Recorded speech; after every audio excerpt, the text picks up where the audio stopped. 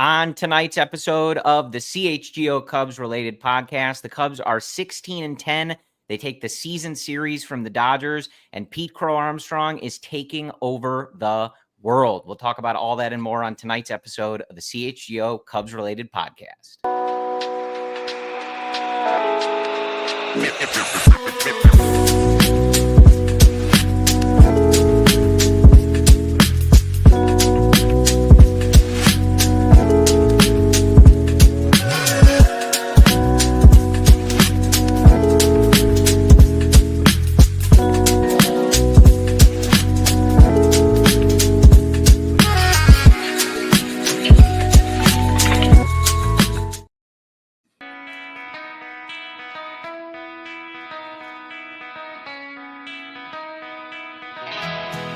This is the CHGO Cubs Related Podcast, driven by Toyota. Let's go places and bet 365. Whatever the moment, it's never ordinary. Use code CHGO365 at sign up. Good evening, everybody. My name is Corey. I am joined, as always, by Brendan, and we are coming to you on Thursday. It is April 24th. I know a lot of you might be watching the Chicago Bears and the NFL draft at this exact moment. Our CHGO Bears crew does great work if you are a fan. But Brendan, we are here to talk about the first place Chicago Cubs. And I could spend probably the first 30 minutes riling off a bunch of stats that would get everybody pretty fired up. But, you know, put really simply, Brendan, and we have a lot to cover tonight. We're going to talk about Pete Crow-Armstrong. We're going to talk about some of the swing changes he made and dig into those results that are, of course, catching everybody across the baseball landscape. We'll talk about the bullpen guys, Porter Hodge, Daniel Palencia, talk about the starters, Matthew Boyd, Colin Ray, do some pitch doctor breakdowns on those guys. Plenty to talk about. Jam-packed. Generally, Brendan, this is one of those episodes where we could go 4 hours, I think. But starting things off, just generally, the Cubs are 16-10. They lead baseball in run differential. They took the season series from the Dodgers. They sit. I have a sheet here just of some things. Oh, yeah. They have scored the most runs in baseball. They are number one in stolen bases, third in home runs, third in walks per strikeout, number one in OPS, and strength of schedule, also number one. They have played the hardest schedule in baseball. So the real question, Brendan, is how carried away are we getting? You have to get carried away. This is the most fun I've had watching this team. No question. In years, maybe since we talked about this, trying to find the last point in time we felt this excited. I pinpointed it back to like August of 2018, just before September and Milwaukee came through. But it reminds me of where things are clicking offensively. And it feels like when stuff does not go well, they're still able to find a way. And that's the most encouraging aspect about this run, because things have not gone well. Dansby's been slumping. Third base has been a merry-go-round. Justin Steele had elbow surgery. Javi Assad re-aggravated his oblique, yet they're still 16-10 and looking like one of the best teams in the league. Yeah, I mean, that was my takeaway, I think, from this stretch. Obviously, they have 3 with the Phillies coming up, so another kind of litmus test against a favorite coming into the season. But when you look at this stretch, a lot of the conversation, that 14-game stretch, you know, that had the West Coast trip, the series with Arizona, you know, these Dodgers games back at home, and this Philly stretch, just survive. Right? Yeah. Just get through it. No major disasters. Don't go 2-12, anything. Brendan, they're not surviving. They're thriving. And I think when you look at this, of course, it's April. The next time, if the Cubs play the Dodgers again, both teams will likely look very different. The story that we're telling when they meet, if it's the NLDS, NLCS, completely different. Can be totally different rosters for both teams. But right now, as we sit here wrapping up, you know, kind of the first full month of the schedule here, I think the takeaway for me, Brendan, was when we were heading into this stretch, especially against these NL West teams, the question was kind of like, can this Cubs team hang with them? Let's see what they got. We're not sure what to make of the group coming in. Can they hang with these teams? The question you're asking now, Brendan, is, are they better than these teams? Yeah, I mean, we look at... They beat them on the road. They beat them at home. We look at the last 2 weeks and the comebacks they've had, absolute bloodbaths. We're talking about blowing a game against the D-backs. You come back around, score 10 plus runs in a short amount of time. You do the same thing against the Dodgers recently. And the way they're doing it, their top prospect PCA is playing like an MVP, quite literally playing like an MVP. Their actual MVP, Kyle Tucker, is literally playing. He's the MVP. Yeah. MVP. And it's refreshing because the ceiling we discussed, hitting the top prospect value, matching that with the literal projected top value guys, is what propelled the 2016-2015 era into those upper 90 win, lower 100 win categories. This is the ideal outcome. This is your top percentile outcome, and we're seeing it. So we can get carried away, and baseball can humble you, and I'm sure there'll be times where we feel that humbleness, but right now you do have to just dwell on the really good that's happening, because it is an extreme good that we're seeing with PCA and the rest of the lineup. Yeah, and look, like I said, long season, the Cubs will have to address and I think deal with the things that we've talked about, like the third base situation, obviously a fluid one, the bullpen, a fluid one, not having Justin Steele, and seeing if these guys can pick up that slack, not just for a couple starts, but for the entire rest of the season, or at least until the trade deadline. These are issues that are not going to go away. And a hot stretch, maybe we didn't see them derail that, but they are still things that we're going to have to deal with, et cetera. And of course, you can't take for granted playing worse. It's a nice thought. Hey, let's get the Rockies in here and the Pirates but those aren't guaranteed wins. We've seen teams in the past play down a little bit to competition at times. So still boxes to check for this team, and it is a very long season. But this was a very tough portion of the schedule. We knew that when they put the schedule out, and certainly when they came back from Japan, that this was not going to be an easy stretch. They were immediately going to be constantly facing really good pitchers on a nightly basis, really good lineups on a nightly basis. And I mean, they smashed it, Brendan. I mean, we'll see what this Phillies series brings. Like, that 14-game stretch isn't over, but the work that they did against some of the best the NL West has to offer, and coming into the season, some of the predictive best that the National League has to offer, they held their own. They look great. I mean, not only did they hold their own, but they went through that and are sitting atop baseball in a bunch of offensive categories. So I'm beginning to dream. I think we're in for a fun season. There's a lot of stuff to discuss, and again, things that aren't, blemishes that aren't just going to go away. But I don't know how you can be anything but overjoyed with what we have seen from this team in the first 26 games of this. Is PCA's performance franchise altering? Yes, it is. Yes, it really is. If you scale his value so far through 110 plate appearances, it scales to over 8 wins above replacement. That'll play. That will play. If you go back to August 1st of 2024 up until today, he is the 6th most WAR getter in professional baseball. We're talking behind Mookie Betts, Shohei Ohtani, the superstars that they just beat, Corey. So, and the way Pete's doing it, he had 4 home runs against the Dodgers in the past week? I feel as if he had 10 base hits. He's stealing second base, third base. He's making difficult plays literally look routine. I myself thought PCA could get to the ceiling, but I never expected it like this. I did not expect it to see it so fast. And because it is so fast, that extreme blip where he is producing this well in 110 plate appearances, can't ignore it. Doesn't mean you can expect it, but that blip, that fast adjustment should not be ignored. Yeah. And, I guess we'll just jump in. That's our, obviously our first kind of deeper subject for the evening outside of the kind of overall broad thoughts. And I know this has been going around. I'm sure a lot of you have heard this one already.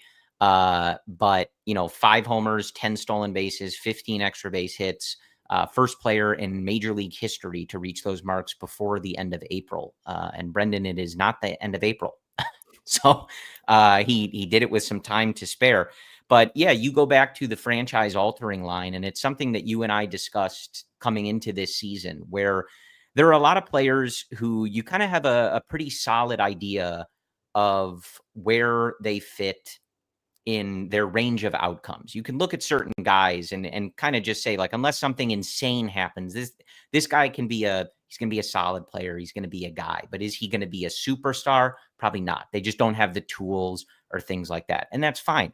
PCA was one of those guys where the range of outcomes was so broad that it represented, maybe he at the worst would be a defensive base running guy, or he could be an absolute star, because if he has the offense to go along with those other skills, his speed and defense, it would explode. And, also I think he's been this person for the last few weeks. But this is, of course, our What's Brewing segment, brought to you by Sam Adams American Light. Cold, crisp, and refreshing. Game day just got better. And he's been our What's Brewing guy, I think, for the last 4 weeks, because that's what's brewing. The last 8 months, his quite career. Literally. Yeah. And so when we talk about franchise altering, having a player that can turn into, as you just mentioned, and of course, a long season, but a potential 6, 7, 8 win player who you have under control, cost effective for now, because he turned down the extension, which has gotten a lot more expensive even in the short time since they were having that discussion.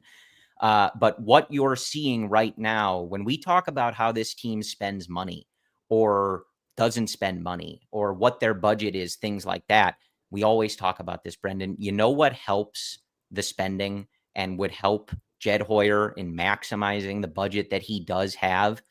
Stars. Cost-controlled stars. You mentioned it. It's a huge part of what made the 2015 to call it 2019 run as successful and work as well as it did, because you were getting MVP level play from guys you were not paying $35 million a year. And that is what this, we talked all this time about the Cubs need a star. They have their star, and his name is Kyle Tucker. Hopefully they keep him, and that'll be an ongoing discussion. But the way you can justify, at least for Tom, spending money like that on someone like Kyle Tucker is if you're getting that production from other guys who aren't costing you hand over fist to keep them in the thing. It allows you to have cheaper guys at other positions. And so we'll see. But what PCA is doing right now is showing you, like you said, that 99th percentile outcome. And if he continues at that level and hits at that level, it changes the franchise, Brendan. Him being a solid player, good defender, good base runner, throw him out there, 2-3 wins above replacement a year. That's great. It's a very nice player. There's nothing wrong with that. It's not the same thing as a guy who you're sort of looking at going is he going to be in MVP discussions at some point? Now again, he's got to continue it. It's early, but he's showing you that he can do it at the major league level. And there are a ton of top prospects, ton of talented guys that never show you what PCA is showing you, especially for, as you mentioned, a fairly significant sample and sustained period of time. Yeah. Let's hit our first ad break, come back out, have some PCA graphs, put things into context on what we're seeing early on. First ad break here from Toyota. Toyota has 25 vehicles with available all-wheel drive and four-wheel drive. They have more than any other auto brand. The Chicago winter, spring can be brutal, but Toyota helps make it easier. The Toyota Tundra is a truck known for its power, durability, and off-road capabilities, which are perfect for those Chicago roads. They have more than any other auto brand. So you bring the action, Toyota will bring the traction. Toyota, let's go places. Also, become a CHGO diehard and upgrade your fandom today as we are talking. Apparently, the Bears are on the clock for their draft pick. You can catch us. You can catch the Bears guys. You can catch the Hawks guys. You can catch Sean doing Sox podcast. And you can talk with us in our exclusive diehard Discord. Go to allchgo.com for the latest information, how you can join thousands of CHGO diehards in our community. We cannot wait to connect with you on an ever greater level. Boston Beer, light beer just got better. Introducing Sam Adams American Light. It's clean, crisp, and super easy to drink. No gimmicks, no fluff. Sam Adams American Light is not your average light beer. It's brewed with 100% American sourced ingredients from local independent farmers. Light beer that is made right. I have a feeling so far that Cody will be doing a lot of Sam Adams American Light beer chugs if we keep hitting like this and PCA Hopefully keeps swinging like this. Another like 80 more, something like that. I mean, 80 would be nice. I'm thinking 84. Let's get to 100s Sam Adams American Light beer chugs this season. American Classic so smooth, you will want to crack open another one. Light beer just got better. Grab some Sam Adams American Light, available now at select Chicago retailers. Must be 21 or over. Please drink responsibly. Well, and our producer here tonight, our guy Sean Anderson from CHGO White Sox, is telling me that the Bears have selected Colson Loveland, a Michigan man. Brendan, no, this is the Cubs Related Podcast. You're not doing this. Let's go. Anyway, no. Back to PCA. I see it from our guy Evil Wax in the YouTube chat, talking about just some of the catches he made. One of the things I want to go back, it pairs with PCA, but going back to our discussion of how this team is playing overall and kind of like thinking how it projects, they're doing a lot of stuff, Brendan. Like it's 26 games. It's very easy to look at any sample and say, well, is this a blip on the radar? Are they just hot? Is, this how they're going to continue? Are they just quote unquote getting lucky in certain spots, et cetera, et cetera? This team is doing a lot of stuff that really bodes well for how the rest of this season goes. There's plenty of questions. We already mentioned, how they're going to deal with some of the bullpen stuff, replacing Justin Steele, third base. Ryan Presley had his knee drained, Seiya Suzuki dealing with wrist discomfort, all these things, of course. But the way this team is running the bases, there's no reason to think that won't keep up, that they will be one of, if not the best base running team in the league. Their defense has been really good. On the whole, certain positions, not so much, but it is what it is. But you saw it even in that Dodgers series. Kyle Tucker and Pete Crow-Armstrong in particular both made plays in the outfield in this 2-game series that drastically altered the game, if not saved individual games. Kyle Tucker ranging to the wall in right field, that kind of reaching catch. PCA, pick any 3 minutes of his game footage and he saved something. But that ball, the liner that Tommy Edman hit, taking him to left center, like that's not an easy catch. And he gets there. I texted you, it's almost like he's like someone out of a video game where he's programmed to take the optimal route to a ball.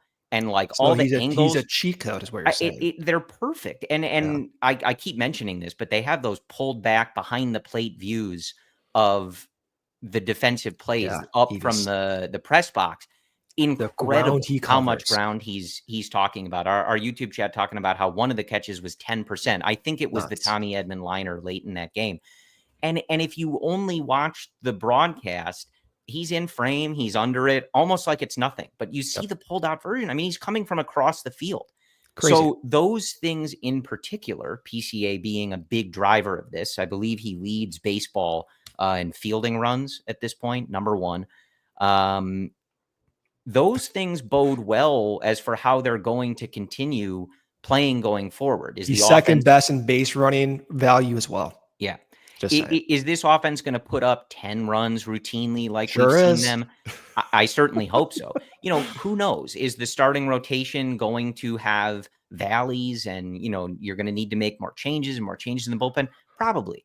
But some of the fundamentals that we've seen from this team they bode really well for how they can come out of this stretch and not just have it be a hot stretch, but continue playing really good baseball. And of course, as we've talked about, one thing that you can take to the bank that you've already seen for the first 26 games, Kyle Tucker has been a star. He is a star, and he's going to continue being a star. And we talked about it for years that they needed that team. And you know what helps when guys go through slumps, Brendan, and you got to shuffle the order or your second best hitter's hurt?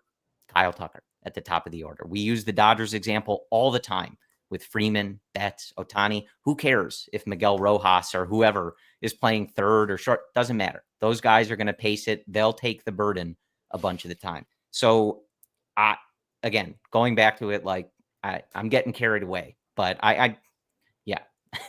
You are getting carried away. It's okay. Go grab a cup of water over there. This is the happiest I've seen you in 8 years.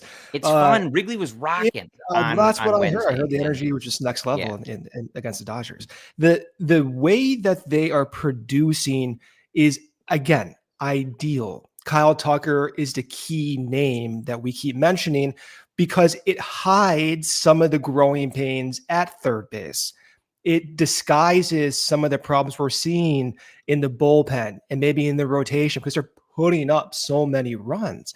But when we were talking about getting to this point, and hopefully it does last, we were talking about those blips a year ago, 2 years ago, 3 years ago, and why it was important at those times to weigh those importantly. So the point last season, PCA gets called up. Cody Bellinger breaks his rib because the Ivy's not in. PCA gets called up by correct counsel's words, not because of his offense, nor did he deserve it, because of defense. But when he did that, this is the important aspect. When he was called up unexpectedly, Pete's contact rate improved. He had a better contact rate at the big league level than he did in AAA. We had this discussion last year. You're like, well, small sample. That was important for me because it represents the capacity to adjust, right? He gets sent back down. Cody Bellinger comes back. PCA then gets called back up 10 days later, struggles. August hits. He takes off. There were multiple adjustment phases to reach that point. We talked about how he was called up in 23 with a very upright Cody Bellinger-esque stance, comes back to 2024, looks a little bit more rigid, then gets sent down, comes back up, incorporates a leg stride and takes off. Then during spring training this year, we're like, oh, he looks a little bit more lower in his stance. He looks like he's squatting back there. And then he stands deeper back in the batter's box. Now, Corey, his contact rate is better than league average. So he started his career in AAA making 73% contact. Gets called up 75% contact at the big league level. I'm thinking, what the hell is going on? This season, 81% contact rate, almost 90% of that inside the zone. That's way better than league average. And that outside portion of the plate that we're seeing here is all blue. This is representing no whiffs. He is rarely whiffing against pitches inside the strike zone while showing faster bat speed, more conviction, seeing the ball better, running the bases better than basically anyone in the league, and playing defense better than anyone in the league. So getting carried away is warranted here. These are not like fluky things. Contact rate, plate discipline tends to stabilize in 50 to 100 plate appearances. I hate using those words, but it represents that in those small samples, there's some change going on. Now, is it sustainable? That's to be seen over the course of a long season, but there's something real in these adjustments. And this goes back to the May of last season when he was making those changes. And I thought to myself, okay, something's there, something's up. And he's continued to adjust, fail, come back, and perform well to the point where he's maybe one of the better overall value guys in the league. Yeah, and there was a really good segment I know you sent me that Mark DeRosa did on the MLB Network, kind of breaking down some of the changes. And, if you want, I know you went into some, but if you want to detail even in layman's terms some of them, but the reason I bring up that segment is to illustrate that, like, you're seeing a sort of extreme change in results, right? And I think that segment to me was the most interesting, like, because it highlights that when you're seeing these extreme results, there was really significant changes that he was making. This is not an accident that the results are better.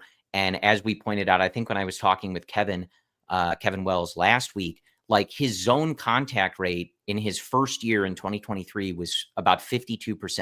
2024, it was about 79%. Right now, it's 88%. It's nuts, Brendan. So I thought that segment was so interesting. If you're into the specifics about where he's standing behind the plate, how he's, you mentioned before, his bat speed, things like that, then I would direct you to that segment. But to me, the real takeaway was, like, these are significant changes. This is not just like, oh, he's bending his knees a little bit, or like he lowered his hands by half a centimeter. Like, these are real significant changes. And so when you see significant results coming, it doesn't mean that those changes are going to stick or work or they're perfect, but it's not some accident that all of a sudden you're seeing these kind of different results. There was very deliberate change going on, and it was not small stuff. It was not small stuff. And that's what makes me excited that going forward, those valleys that he did show in June and July last year will be less frequent, because he is able to find what works for him. Also, one reason why I like to be aggressive with guys and prospects.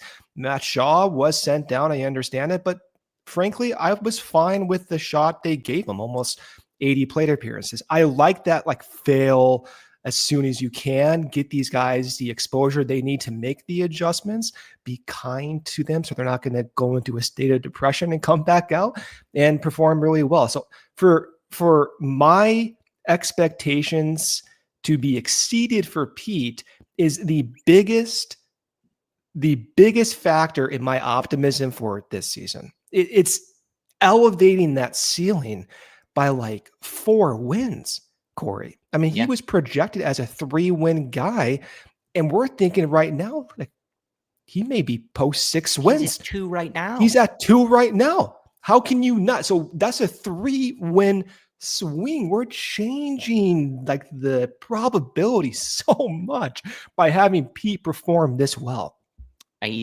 We'll see how it goes. Of course, he's going to have to adjust. The league is seeing what he's doing. He's making more contact in the zone. They're going to push it. They're going to try to get him to chase. They're going to challenge him. He's going to have to keep adjusting.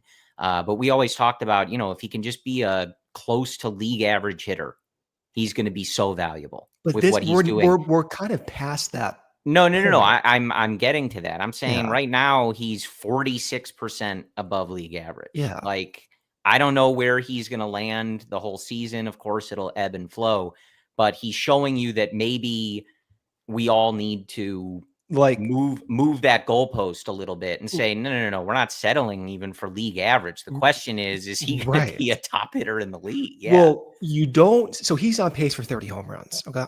You don't see 30 home run guys. Just hearing you say that. But you don't see 30 home run guys make 90% contact in the zone. Those are the best hitters in the league. And this is not a small sample. Again, he will have to adjust. Like, to expect a offensive output like this means he's an 8 to 9 win player. That's probably not going to happen.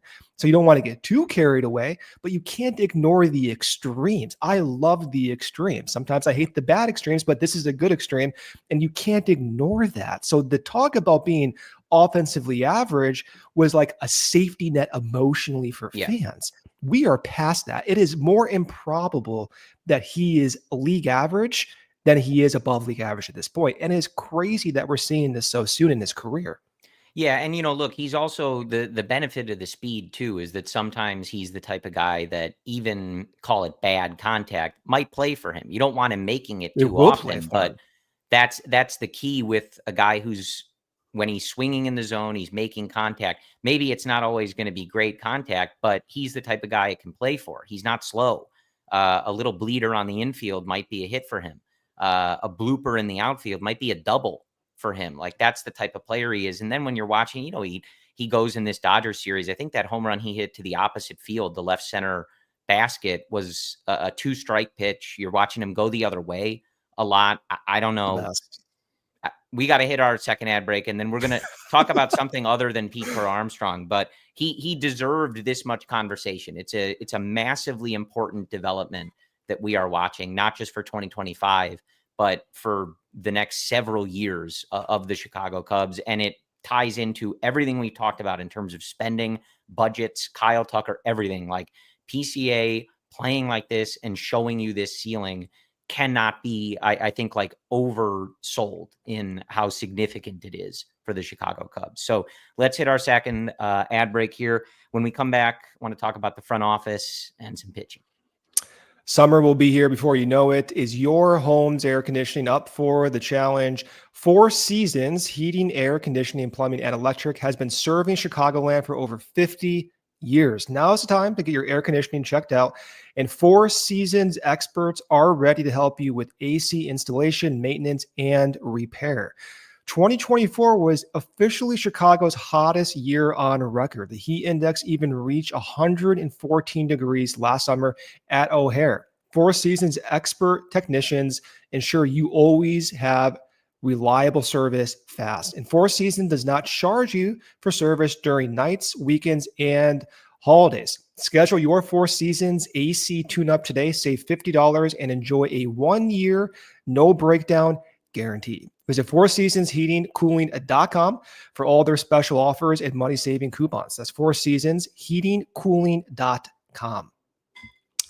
Life's been a little crazy lately, and one thing that helps me unwind is Cornbread Hemp's CBD gummies. Have you been looking for a natural way to relieve aches and discomfort? The CBD gummies from Cornbread Hemp are formulated to work with your body, not against it. Cornbread Hemp's CBD gummies are made to help you feel better, whether it's stress, discomfort, or just needing a little relaxation. They only use the best part of the hemp plant, the flower, for the purest and most potent CBD. They also have fast, free shipping on every single order. Right now, they're offering CHGO listeners 30% off their first order. Just visit cornbreadhemp.com/CHGO and use promo code CHGO at checkout. That's cornbreadhemp.com/CHGO and use code CHGO for 30% off your first order. This is the good life. All right, Brendan, back in here.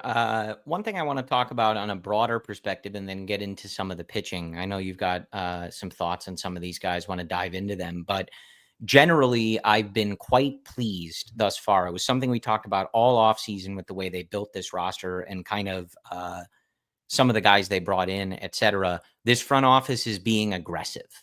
They are not waiting around. Now, some people are, as I say that, they're going to say, well, Justin Sterner's still batting third. Hold on. You know, they can't do it all at once. I hear you. But in years past, we felt with several guys, be it Hosmer, Mancini, Hector Neris, pick any of them from the deck, that they just let it go on too long. It was obvious to all of us they were kind of washed or just not good or being put into higher leverage spots than they belonged in. And it felt like this organization just spun the wheels too long. And when we came into this season with several things, we noted, like, if you're going to build a bullpen like this, it is what it is, fine, but be quick about it. If you bring in Ryan Presley, for example, and he looks like an aging, declining reliever, have a leash on it. And it looked like they did. And he turned it around, and hopefully his knee is okay. It seems like it should be okay, but they're getting better performance. But you look at some of the other things like Matt Shaw, a huge prospect for them. They felt like it wasn't working here at the MLB level. They had stuff they wanted to do. They made that change real quick. Brendan, Nate Pearson got some opportunities, didn't take them, out. Luke Little got an opportunity, didn't take it, out. Like, they're being quick. Gage Workman, couple errors in there for your defense, even in a light position, a position that they're not sure how they're addressing, out. No time for it. And so it's just something that we talked about. It was going to be important. Don't let these things linger. Now, with someone like Turner, are they deferring to his experience? He had a good second half last year, a slow first half. How long do they want to wait for that? I'm not sure. They might have a longer leash on that than some of the other guys. I do agree with everybody. I'm not really sure why Craig likes putting him in the 3-hole at this point, but I digress. They're scoring 10 runs a game right now. I don't care. Overall, though, this front office is being aggressive, and they're not waiting around. They're giving guys an opportunity, trying to figure stuff out, and they're pulling the plug if it's not working. They are prioritizing winning. You want that development happening, but you can't do it at the sacrifice of winning. And at least so far, it feels like the front office is kind of foot on the gas. Like, we want to try these guys, but we got other guys we can try for this bullpen. If you're not doing it, you're out, and we're moving on pretty quickly. Signing Drew Pomeranz, signing Michael Fulmer, continuing to bolster that potential pitching depth. But it's also because we have such high offense, you're not really noticing it. I mean, we've talked about Dansby's offensive struggles. We may get into it, we may not. Yeah. But last year and the year before, third base was a black hole. Dansby Swanson was batting cleanup 5th and 6th from 2023, 2024. Those were the offensive guys we needed to produce. Yeah. And they're not doing it right now. They are moving fast. That is a key feature of this coaching staff. I'm not sure if it's coincidental because they're just winning, so they're more likely to move on because they have such high offensive producers, or if it's a notice or an intentional change by Craig Counsell.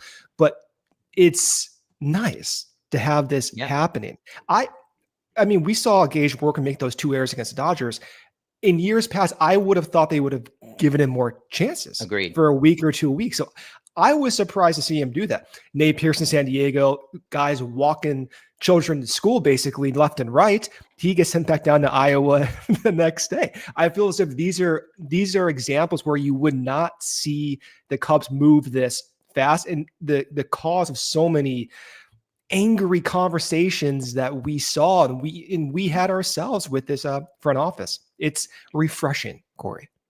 Yeah, absolutely. And I mean, Workman, even a good example, like 2022, like he's the type of guy you'd love to give a little more runway to if you could, like see what you got, like a good guy to have in the organization. But we've noted, like, gotta prioritize winning, and you want to develop at the same time, of course. And that's how you find some of these things. Like, those are some of the uneasy decisions that this front office and coaching staff has to make. Like, the same quickness that you kind of move on from someone like Nate Pearson, it's that same philosophy, though, in terms of throwing a guy out there that lets you see what Brad Keller's doing. And now you feel pretty good about Brad Keller and his stuff. Or Daniel Palencia, who's come in here and gotten those opportunities. It all started with, hey, man, you got to go out in the 7th inning or whatever and pitch to the heart of the Padres lineup. Like, good luck. But it's that same philosophy. So it's a very delicate balance of short leashes and wanting to get guys in those opportunities and see what they're made of. But at the same time, it's going to be kind of a short leash. Like, you kind of have to take the opportunity and grab it right away. But that's the philosophy that this front office needs to have with this roster. So I'm glad to see it, and I hope they continue with that. That overall philosophy of, there's certain guys, obviously, like, Dansby is not doing his best work at the plate, but like, they're not going to make a change at shortstop, right? But there's enough positions on this offense or the bullpen, et cetera, where it is going to be like, hey, we have other options. Like, we can cycle through these things, and you got to be kind of aggressive about it. So I'm happy to see that. I'm happy to see the front office kind of keeping their foot on the gas pedal here. I want to talk pitching. So the probables for the Phillies series, it's going to be Colin Ray on Friday, Ben Brown on Saturday, and Jamison Tyone on Sunday. And I think it was between when you and I had last talked, but I wanted to get your thoughts. I know you noticed some stuff about Colin Ray, and he's a guy who really through the offseason, we debated, like, should they have spent that $5 million on him? Like, are they going to get more pitching at the top of the rotation, et cetera, et cetera? But obviously he's been off to a very nice start for the Chicago Cubs here. He's had some really good outings, and you noticed some stuff that maybe this is a slightly different version of Colin Ray. Colin Ray, so far in his brief Cubs stint, he has 13 2/3 innings pitched, a 1.32 ERA. Colin Ray's gone through a lot of different iterations throughout his career, obviously in his mid-30s, older guy. The change specifically, Corey, is four-seam fastball. So His four-seam fastball is looking like it has a little bit more carry on it. And his four-seam fastball has become his most used pitch. I'm going to show a graph. You're going to see a bar graph of pitch type usage. In gray will be 2024. In red will be this season. And you're going to look at the top two bars. And what you're going to notice is a complete flip of sinker usage with four-seam usage. Here it is right here. So we have his four-seam fastball right now this season. Oh, went away. There we go. Is used once every 3 pitches, over 30%. His sinker last year was used at that rate. He used his sinker once every 3 pitches. This season, he's only using his sinker once every 8 to 10 pitches.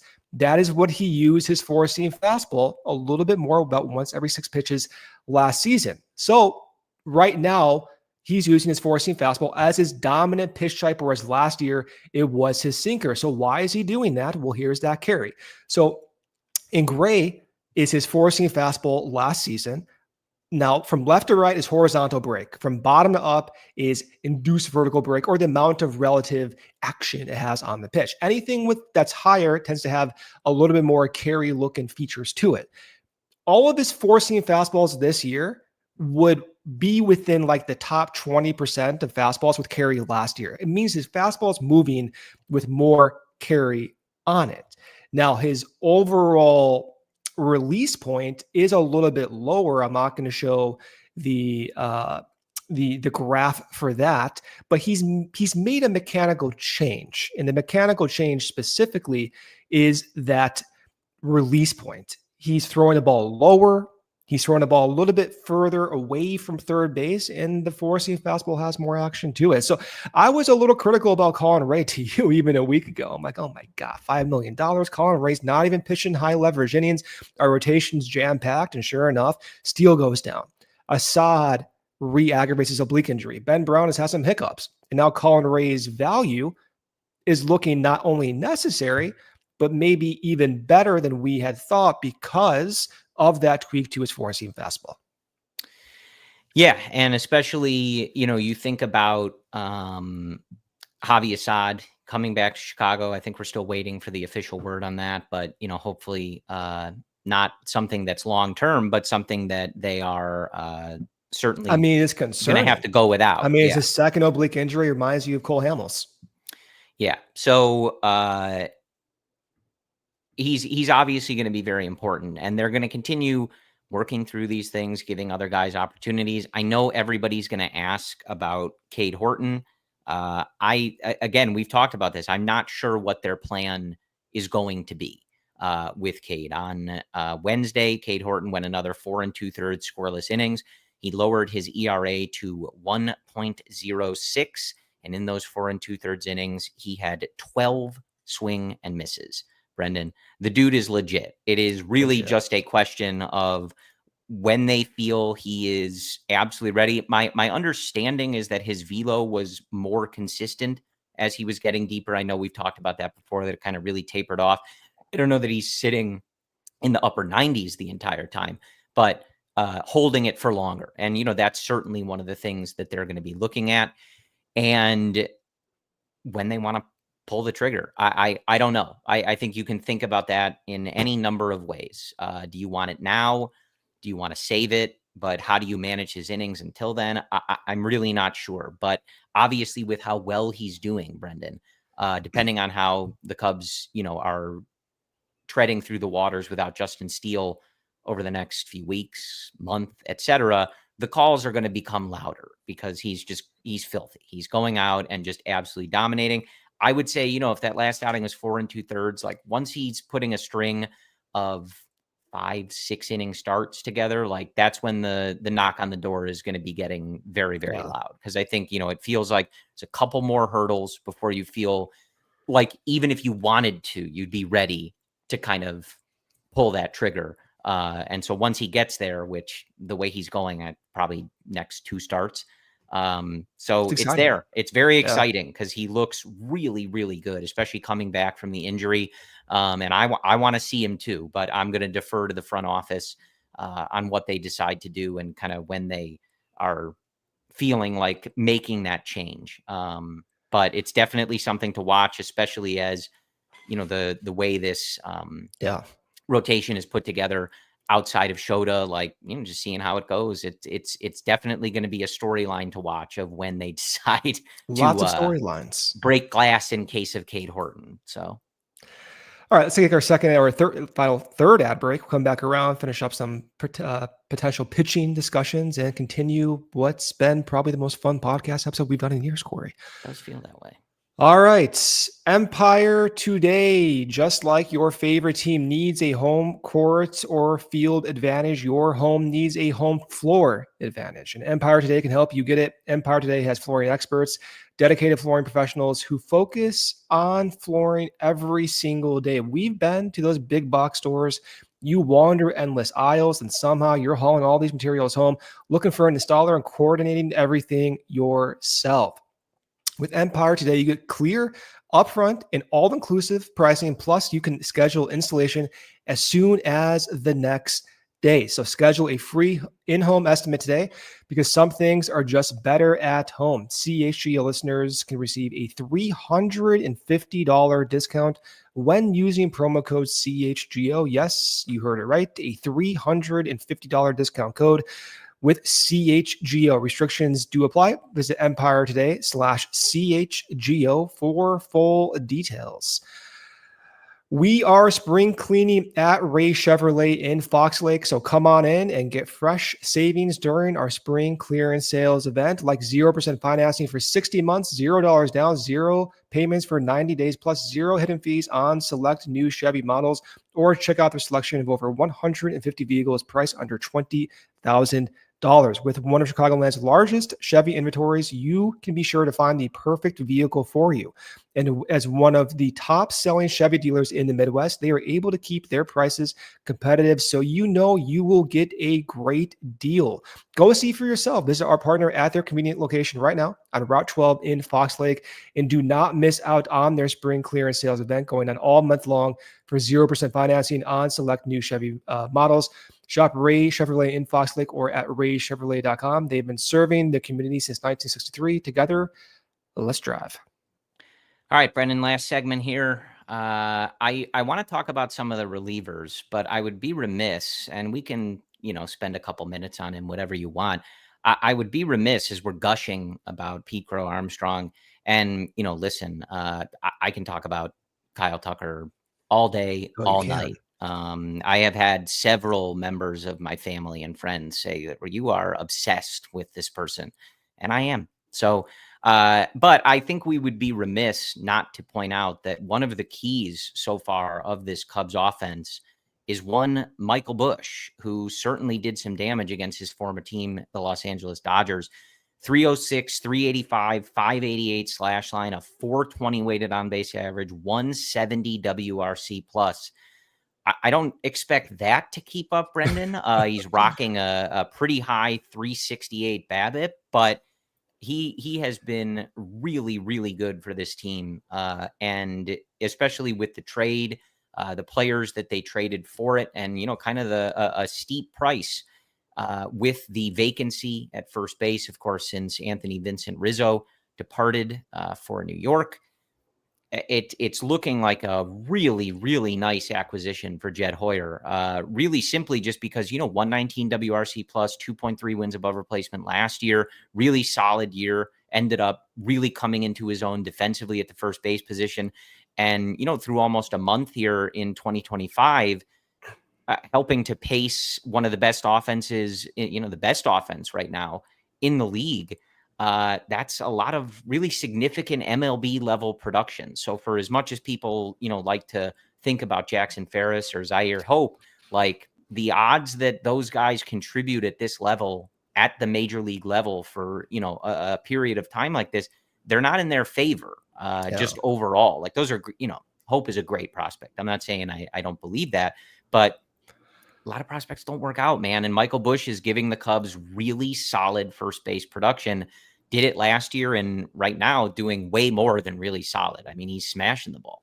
Looks great. He has about 3.5 WAR and 650 plate appearances as a Cub. Visually, he looks like he's seeing the ball better, I think. I'm not sure what you feel about that, but just watching him take pitches seems like he carried over that very last stretch in September into this season. And for me, like if you want to be greedy, I would like more power. I think the power output for how much he whiffs needs to be improved. For instance, we just talked about PCA's contact rate being 81%, on pace for 30 home runs. Bush is also on pace for a similar home run output, but he's making 73% contact. So that's a massive difference. So I would like to see two things happen. One is the contact goes up, the base hits go up, or if the approach stays the same, just leverage some of the power that he does have and continue to hit maybe more home runs than what we've seen. Regardless, though, if this is who he is, a slightly above average offensive hitter, not saying that he's going to be that, but if he is that, as some of the expected numbers say he is, well, then he's a 2 to 3 win player, maybe some years over 3. And for a pre-arb guy, that's what you want. Yeah, very solid. But just a great start to the season and really nice to see. And certainly, if you've been listening to either Brendan or I for a long time, you know our feelings on the Los Angeles Dodgers, and seeing Michael Bush get traded from them and do some damage to them. Very nice. I mean, how fun was that series, by the way? I mean, I know we dwelled on it, but we can dwell on it a little bit more. I mean, the Dodger series. I mean, yeah. like I'm hoping Miguel all those fans parading down the street had a nice time. That was a little weird. I got to say so myself. But Miguel Amaya's like, game tying home run, the drama to go with it. You come back around and close out in the second game. Look, it was, one of the things that stands out the most to me from both the series that the Cubs played against the Dodgers was the ability to win really close and tightly competitive games against, coming into the year, the favorite to win the World Series. They did it on that Sunday in Los Angeles, which was also a game that Colin Ray started, but holding that lead to win that game 4-2. And then both of these games, very slim margins, back and forth, the first game overcoming the big lead from the Dodgers.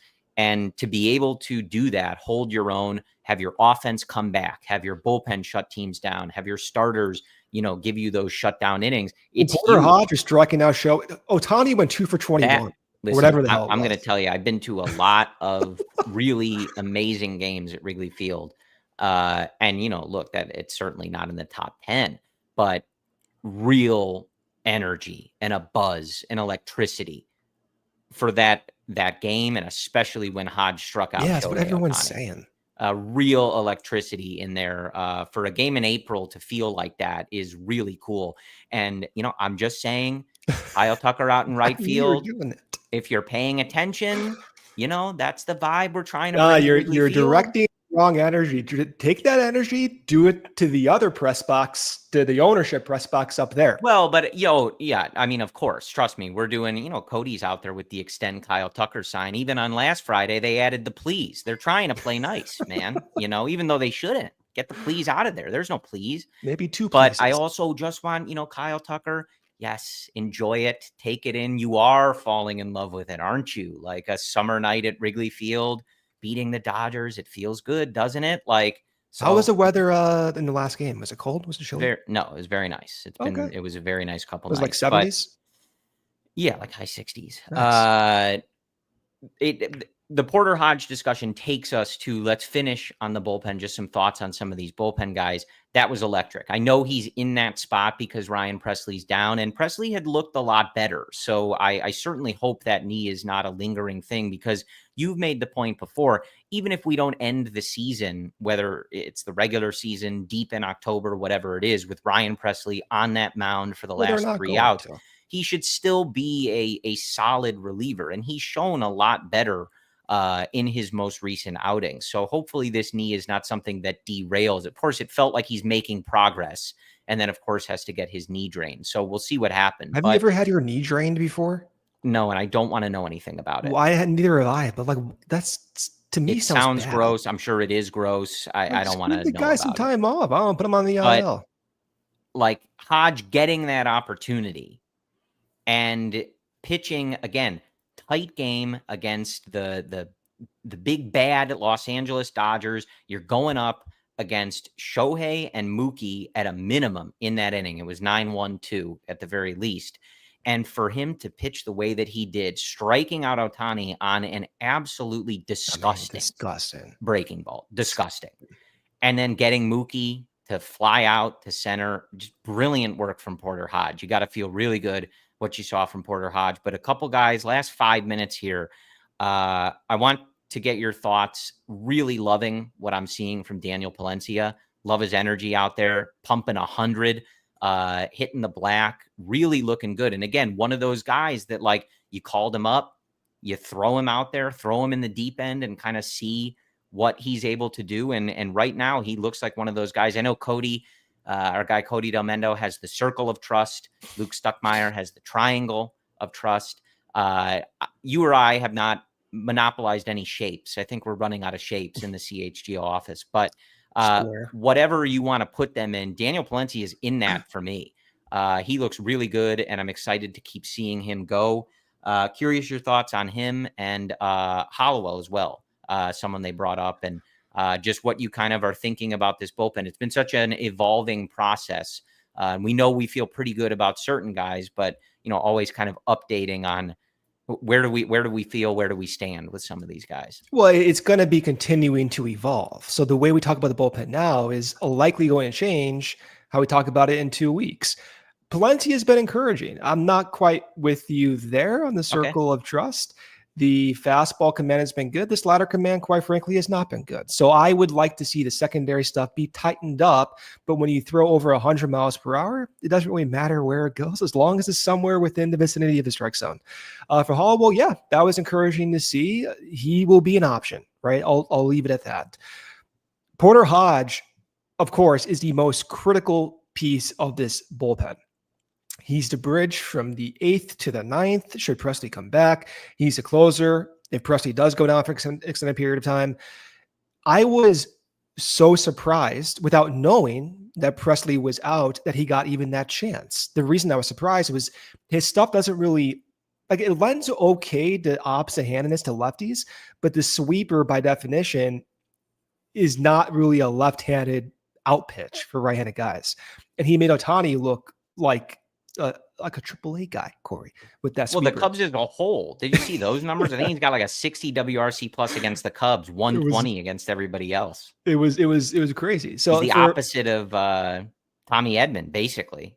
I mean, Tommy Edman is just killing us. But the bullpen hierarchy with Presley, if he's healthy, that probably starts him right there. Then he goes down to Hodge. For my comfort, I would like Caleb Thielbar to continue to show positive signs. Sure. I would like Porter Hodge to tighten up the command early on this year. Too many bad misses. And there's a metric that is put out where they can calculate some window of intention and the deviation from that intention. And he was among the worst in the league, the different from last season. So I need that to tighten up and continue to show signs of being tight. So Thielbar, Presley's health, having Porter Hodge continue to look good, and then Brad Keller just doing his thing. Brad Keller has been one of the most consistent guys. I know he did not prevent the run less outing against the Dodgers, but still looking good with 100+ mile per hour heat and multiple pitch types. Those guys, if they're consistent, those 4 guys, Thielbar, Presley, Keller, Hodge, you have to feel somewhat confident going into the summer for a trade. Yeah, definitely. And, again, look, like, they have options. They're going to keep trying guys. And, hopefully it's one of those things where, you try 5 and you get one of them to feel like he's in that, area of trust, and you keep cycling through until you feel like you have a mostly complete bullpen of those guys. Like, that's what they're going to have to keep doing. And that's where you're seeing with those minor league signings, Yeah. So it's going to be a volume thing. Yeah. So overall, as we wrap up here, hitting an hour, I feel great, Brendan. It was a wonderful night at Wrigley Field last night. I'm like scared how good I feel. And look, the Cubs have had a couple good starts in the last couple years that obviously they were 14-10 last year. But this team feels different. And when you look at a lot of the underlying metrics, as we talked about kind of at the beginning, how they're going about it, how they're doing it, It does not feel the same. It does feel different. Of course, as we said, some of those things like they're going to have to address and keep an eye on, and they may pop up as issues, but that's with any team. The closer we get to kind of the trade deadline, like the more aggressive they can be. So 3 with Philadelphia should be another fun kind of litmus test series. A couple NL top dogs at this point this weekend. Brendan and I will be back to talk to you next Thursday. Thank you to our guy, Sean Anderson, for producing. And as always, go Cubs. We